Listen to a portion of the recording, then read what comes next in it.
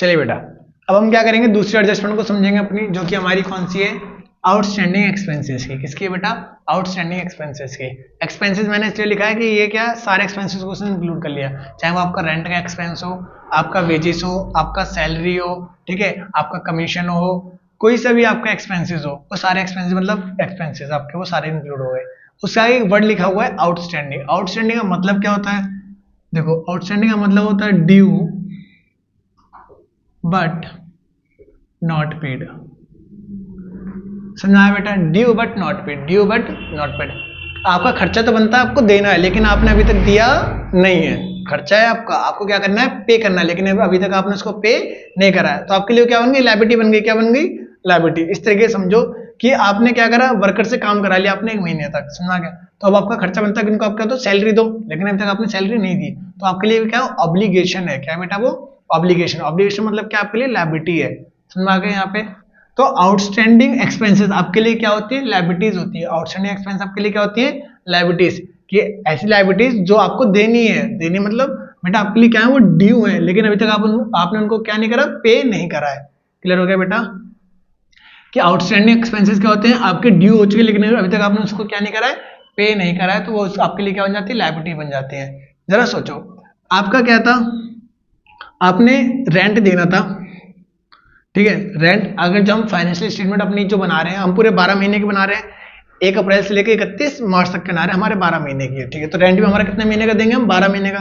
लेकिन आपने जो रेंट पेड करा है वो आपने 10 मंथ का दिया है। कितने का दिया है, 10 मंथ्स का आपने क्या करा, रेंट को पे करा है। कितना समझ में आया बेटा, कितने महीने का आपने रेंट दिया है, 10 मंथ का। भैया हमें पता कैसे चलेगा कि हमने 10 महीने का दिया है या हमने दिया है, ये कैसे पता चलेगा कि कौन सा हमने नहीं दिया है। आप समझो ये क्या बेटा, एडजस्टमेंट है, तो आपको ट्रायल बैलेंस के नीचे मिलेगी ये, एडिशनल इंफॉर्मेशन के अंदर, ठीक है। और ये जो रेंट पेड है, जितना आपने दिया है, ये आपको मिलेगा ट्रायल बैलेंस के अंदर। ट्रायल बैलेंस के अंदर वहां पे आपको बताएगा कि आपने जो रेंट दिया है 10 महीने का दिया है, जितने का भी दिया है। क्लियर हो गया। तो इस लॉजिक के हिसाब से अभी आपका जो रेंट आउटस्टैंडिंग है, समझ आगे नहीं गया, अभी आपका जो रेंट आउटस्टैंडिंग है वो कितने मंथ का, 2 मंथ का रेंट आउटस्टैंडिंग है। समझ आ गया यहाँ पे, कि 2 महीने का रेंट अभी आपको और देना है, तब जाके इस साल के पूरे 12 महीने का रेंट कंप्लीट होगा आपका। तो ये देखो, खर्चा तो आपका पूरा 12 महीने का कहलाएगा ना, खर्चा आपका क्या कहलाएगा, पूरे 12 महीने का, जो आपका पूरे 12 महीने का खर्चा है, क्योंकि हम मैचिंग कॉन्सेप्ट को फॉलो करते हैं। मैचिंग प्रिंसिपल क्या कहता है कि आपको इस साल के खर्चे को इस साल की इनकम से क्या करना है, आपको मैच करना है। क्लियर हो गया, कि इस साल का खर्चा होना चाहिए और इसी साल की क्या होनी चाहिए, इनकम होनी चाहिए। तो 10 महीने का खर्चा तो आपने दिखा दिया, तो 2 महीने खर्चा तो अभी और है ना, तो आपको 2 महीने खर्चा भी लेना पड़ेगा। क्या करना पड़ेगा, लेना पड़ेगा। लेना पड़ेगा मतलब प्लस करना पड़ेगा आपको। क्लियर हो गया यहाँ पे, ठीक है। तो रेंट आउटस्टैंडिंग में क्या, आप 10 मंथ्स का रेंट आपने पे कर दिया, 2 मंथ का आपके ऊपर क्या है, आउटस्टैंडिंग है। क्लियर हो गया यहाँ पे। तो ये 2 मंथ का क्या हो जाएगा, प्लस हो जाएगा। क्या हो जाएगा, इसमें प्लस हो जाएगा। सेम हम एग्जांपल को लेते हैं, इसका अकाउंटिंग ट्रीटमेंट कैसे करेंगे, अब ये समझो आप। अगर हम एक्सपेंस लेके चलते हैं, लेट्स सपोज हम रेंट की ही बात करते हैं, ठीक है, तो रेंट आपको पता है इनडायरेक्ट एक्सपेंस है। रेंट कैसा एक्सपेंस है बेटा, इनडायरेक्ट एक्सपेंस है। और इनडायरेक्ट एक्सपेंस आपका कहाँ पे आता है, प्रॉफिट एंड लॉस अकाउंट के अंदर। किसके अंदर आता है बेटा, प्रॉफिट एंड लॉस अकाउंट के अंदर। तो हम यहाँ पे प्रॉफिट एंड लॉस अकाउंट बनाएंगे।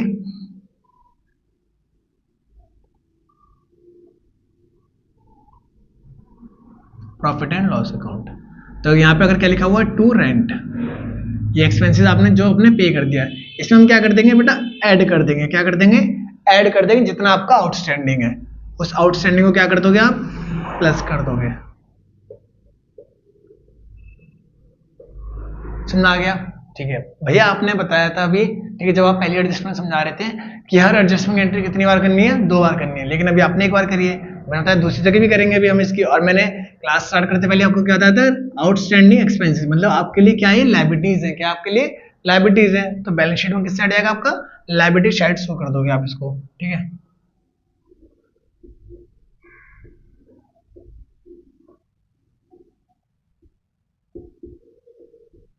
ये लायबिलिटीज, ये आपकी असेट्स। यहां पे आप दिखा दोगे आउटस्टैंडिंग रेंट। समझ आ गया यहाँ पे आपको, ठीक है। दोनों चीज समझ आ गई कि आपको पहला क्या करना है कि जो एक्सपेंसेस जौन से दे रखा है, अगर रेंट दे रखा है तो रेंट में प्लस कर दोगे। सैलरीज की बात चल रही है, सैलरीज में प्लस हो जाएगा। वेजेस की बात चल रही है, वेजेस में प्लस हो जाएगा। तो आपको जो एक्सपेंसेस है उस एक्सपेंसेस में आप क्या करो, उसको प्लस कर दो। पहला काम आपको ये करना है बेटा। दूसरी जगह कहाँ पे जाएगा ये बैलेंस शीट में लायबिलिटी साइड आएगा। बैलेंस शीट में किधर आएगा, लायबिलिटी साइड आएगा, क्योंकि आपको लिखा है ऑब्लिगेशन से लायबिलिटी, आपको पे करना है। आपको क्या करना है, पे करना है। समझ में आया यहाँ पे, ठीक है। एक चीज आपको और समझनी है, इसकी जर्नल एंट्रीज क्या समझनी है आपको। जर्नल एंट्री पेपर के अंदर जर्नल भी से पूछ लेता है, तो जर्नल भी समझो, इसकी जर्नल एंट्रीज कैसे होगी, एडजस्टमेंट की जर्नल कैसे होगी, एडजस्टमेंट एंट्री की जो आप एडजस्टमेंट कर रहे हो इसकी एंट्री कैसे पास होगी। तो समझो, आपके लिए एक्सपेंसेस है ना, 2 महीने का और देना भी आपको, मान लो हम रेंट वाला एग्जांपल ले रहे हैं, तो आपका एक्सपेंसेस बढ़ रहा है या घट रहा है, एक्सपेंसेस बढ़ रहा है। और हम पढ़ के आए थे कि अगर एक्सपेंसेस बढ़ते हैं तो क्या होते हैं, डेबिट होते हैं। याद है ना आपको, जब हमने फर्स्ट टर्म में पढ़ा था आपका असेट एक्सपेंसेस भाई भाई बढ़ते हैं तो डेबिट, इनकम कैपिटल लायबिलिटीज क्या होती है, बहने बहने, बढ़ती हैं तो क्रेडिट, घटती हैं तो डेबिट। समझ में आ गया, ठीक है। तो जनरल एंट्री एक्सपेंसेस आपके क्या हो रहे हैं, बढ़ रहे हैं, तो क्या करेंगे, एक्सपेंसेस अकाउंट डेबिट। भैया रेंट लिया आपने तो रेंट अकाउंट डालोगे आप, ठीक है, एक्सपेंसेस अकाउंट डेबिट टू, और लायबिलिटी बढ़ रही है आपकी तो क्या लिखेंगे, टू आउटस्टैंडिंग एक्सपेंसेस अकाउंट।